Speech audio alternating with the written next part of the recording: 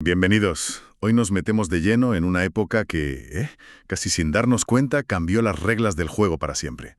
Las décadas de los 90 y los 2000. Hola, pues sí, un periodo que los historiadores económicos llaman la segunda globalización. Exacto. Y es una época fascinante porque es cuando el mundo, tal y como lo conocemos hoy, realmente toma forma.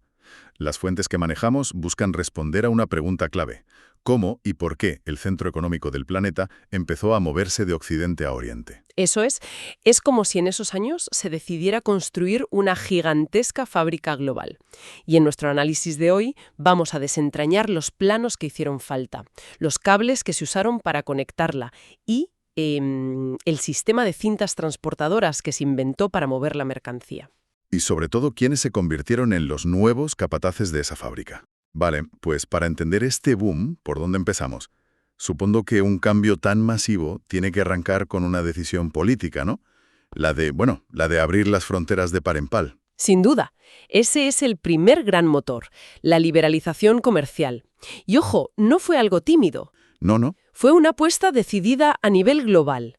El gran hito es la conclusión de la Ronda Uruguay del GATT, que fue la negociación comercial más grande de la historia. Y esto culmina en 1995 con la creación de la Organización Mundial del Comercio, la OMC. Y la OMC es un cambio brutal, porque ya no es un simple club de amigos. Es como poner un árbitro con poder real para pitar faltas en el comercio mundial. Claro. Eso da una seguridad jurídica a las empresas que antes era, impensable. Justo esa es la clave, un marco de reglas predecibles. Y en paralelo a este árbitro global, surgieron una especie de ligas privadas muy potentes. La Unión Europea, por ejemplo, que no solo eliminó sus fronteras internas, sino que se lanzó a crear una moneda única, el euro. Que eso ya es el siguiente nivel de integración. Totalmente. Y al otro lado del Atlántico, Estados Unidos, Canadá y México firmaron el NAFTA. Lo increíble del NAFTA y de estos pactos no es solo que bajaran los aranceles, es que, de la noche a la mañana, una empresa podía diseñar un coche en California, Ya. fabricar el motor en México y ensamblarlo en Canadá como si fuera casi un solo país. Se dibujó un mapa productivo completamente nuevo. Se crearon cadenas de valor norteamericanas, igual que Mercosur intentó hacer en Sudamérica. Así que ya tienes los planos de la fábrica global. Unas reglas que decían, adelante, pueden comerciar. De acuerdo, ya tenemos los planos. Pero una fábrica, por muy bien diseñada que esté, no funciona sin electricidad ni un sistema de comunicación. Y aquí es donde entra la tecnología, ¿no? Ese es el segundo motor, la revolución de las tecnologías de la información y la comunicación, las TICs. Y lo fascinante aquí es la velocidad del cambio. La combinación de microelectrónica, informática y telecomunicaciones, con Internet a la cabeza, hizo que el coste de transmitir información se desplomara. Hasta ser prácticamente cero. Eso es. La primera, que se ve menos pero es potentísima, es que permitió mover capitales por todo el mundo al instante. Nació un mercado financiero global que operaba 24 horas al día. Y la segunda, y esto es crucial para nuestra fábrica, es que las multinacionales podían gestionar su producción a distancia, como si la tuvieran en el polígono de al lado. Controlar el inventario de una fábrica en Malasia desde una oficina en Stuttgart en tiempo real. Una locura. Exacto. Vale. Planos listos, la fábrica está cableada, pero falta algo fundamental. ¿Cómo mueves las piezas y los productos terminados? Y aquí entra el tercer motor, algo que vemos todos los días, una simple caja de metal, el contenedor. A veces nos obsesionamos con lo digital, pero la innovación en la logística fue igual de transformadora. La estandarización de esa caja de acero permitió lo que se llama transporte intermodal. Que es una idea genial en su simplicidad. Claro. La misma caja viaja en un barco gigante, llega al puerto, una grúa la pone en un tren y finalmente un camión la lleva a su destino, sin abrirla ni tocar la mercancía. Es que es una pasada. Pensar que algo tan simple cambió el mundo. Leí en uno de los análisis que el coste de transportar una bici desde una fábrica en China hasta una tienda en Europa, metida en un contenedor, bajó a apenas un par de euros. ¿Un par de euros? Un par de euros. Con esos precios, la geografía casi deja de importar. Totalmente. Y aquí los textos introducen un matiz muy importante. A diferencia de la primera globalización del siglo XIX, donde el precio de los fletes se desplomó, aquí no hubo una caída tan drástica. Ah, ¿no? A veces incluso subían por el precio del petróleo. La verdadera revolución no fue tanto el precio, sino la eficiencia. La capacidad de los barcos se multiplicó por 10 y el tiempo en puerto se redujo de semanas a horas. Claro, se eliminó la necesidad de tener grandes almacenes. Eso es, la cadena de suministro global se convirtió en un reloj suizo. Aquí es donde la cosa se pone de verdad interesante, porque si juntas las tres piezas, comercio libre, comunicación instantánea y transporte ridículamente barato, la siguiente pregunta es inevitable: ¿dónde pongo mi fábrica? Y la respuesta provocó un terremoto económico. La deslocalización, el famoso offshoring. Exacto. El concepto es el traslado de la producción manufacturera desde los países desarrollados, el norte, a los países en desarrollo, el sur. La razón inicial, la más obvia, era buscar salarios más bajos. Pero, a ver, salarios bajos había en muchos sitios. Claro. ¿Por qué Asia y no otros lugares? Esa es la pregunta del millón. ¿Por qué no bastaba con ser barato? Este traslado masivo de capital solo fue posible porque, además de las ventajas tecnológicas, se produjeron mejoras institucionales y de infraestructuras enormes en esos países asiáticos. Necesitaban un entorno estable, ¿no? Puertos, carreteras, electricidad. Y, sobre todo, un gobierno que garantizara que las reglas del juego no iban a cambiar de un día para otro. Entonces, si las fábricas estaban yendo de Europa y Estados Unidos, ¿cuál fue el resultado de este gigantesco Tetris productivo mundial? Pues una nueva división internacional del trabajo. Los países en desarrollo, con Asia a la cabeza, dejaron de ser simples exportadores de materias primas para convertirse en las grandes fábricas del mundo. Exportando zapatillas, televisores, móviles. Mientras las economías occidentales vivieron un proceso de desindustrialización, el empleo se fue de las fábricas al sector servicios, finanzas, consultoría, software, diseño. Occidente ponía las ideas y el capital, y hacía la mano de obra. Y esto nos lleva al corazón del relato, el milagro asiático, porque no hubo una sola receta, ¿verdad? Empecemos por los primeros de la clase, los tigres asiáticos. Corea del Sur, Taiwán, Hong Kong y Singapur.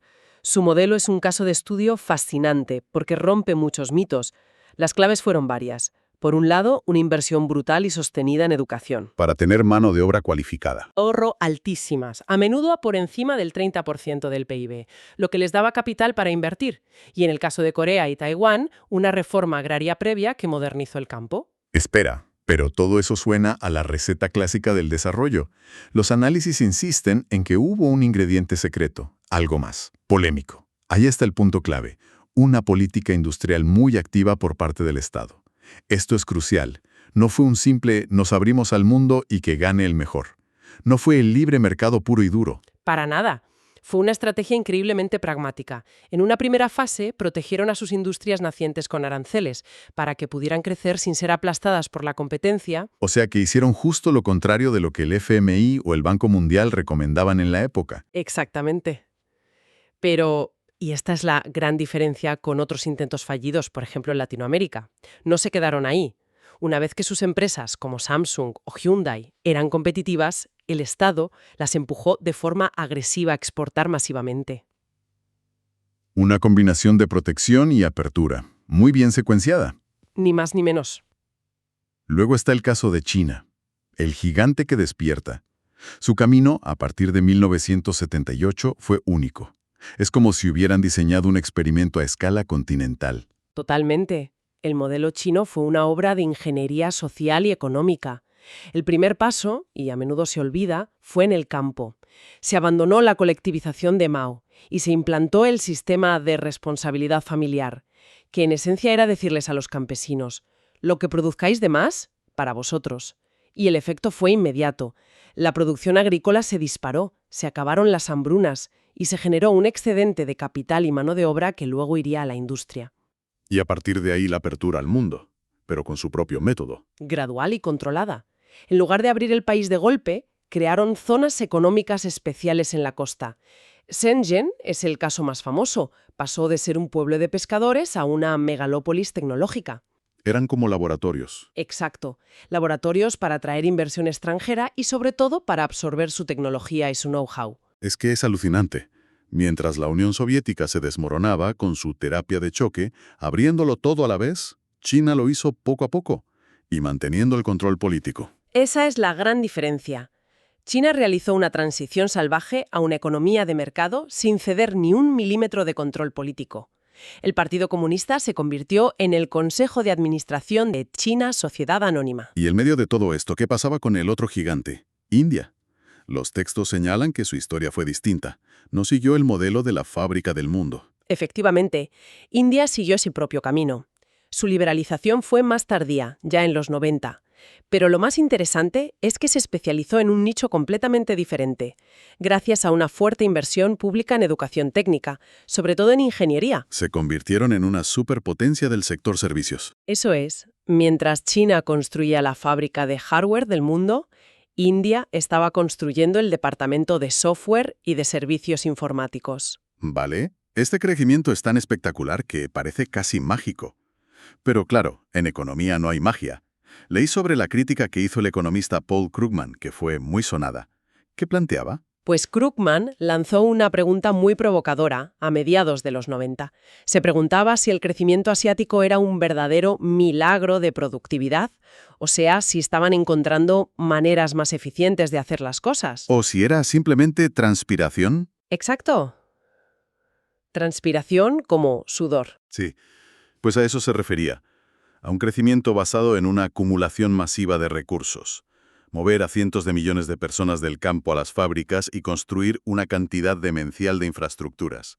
La pregunta era, ¿este crecimiento se basa en ser más listos o simplemente en trabajar como bestias y acumular ladrillos? Es la analogía perfecta. Y la cuestión es crucial porque un crecimiento basado solo en añadir más ingredientes, más trabajadores, más máquinas, al final se agota. Claro. Te quedas sin gente que mover del campo. En cambio, un crecimiento basado en la productividad, en mejorar la receta, puede ser sostenible. Y al final, ¿qué dicen los datos? ¿Fue sudor o fue una receta secreta? La conclusión de los estudios más recientes es que fue una combinación de las dos cosas. La transpiración fue absolutamente descomunal, una movilización de recursos sin precedentes. Eso explica una gran parte. Pero los datos también demuestran que sí hubo una mejora real y sustancial de la productividad. Aprendieron a gestionar, a innovar, a ser mucho más eficientes. No fue solo sudor, también hubo mucha inspiración. Entonces, ¿qué significa todo esto? Si volvemos a nuestra imagen inicial, hemos visto cómo se diseñó y se construyó esa inmensa fábrica global. Y el resultado fue un terremoto a cámara lenta. El centro de poder económico del planeta empezó a mudarse, de forma silenciosa pero imparable, de Estados Unidos y Europa hacia Asia. Y si conectamos esto con el panorama general, vemos que ese desplazamiento sacó a cientos de millones de personas de la pobreza, que es un logro histórico. Desde luego, pero también creó un mundo de interdependencias y tensiones que son la raíz de muchos de los problemas que tenemos hoy. Occidente se hizo adicto a los productos baratos de Asia. Y Asia se hizo adicta a la demanda de los consumidores occidentales. Se sentaron las bases de la compleja y a veces frágil economía global en la que vivimos. Y para terminar, una reflexión que se desprende de todo esto. Hemos visto que las economías que protagonizaron el mayor despegue de la historia reciente no aplicaron una receta única de libre mercado, sino una mezcla muy calculada de protección y apertura gradual. Esto nos deja con una pregunta interesante para hoy. En un mundo que a menudo vende el libre comercio sin matices como el único camino posible, ¿qué lecciones podemos aprender de estas estrategias mucho más pragmáticas, guiadas y, en definitiva, exitosas del pasado reciente?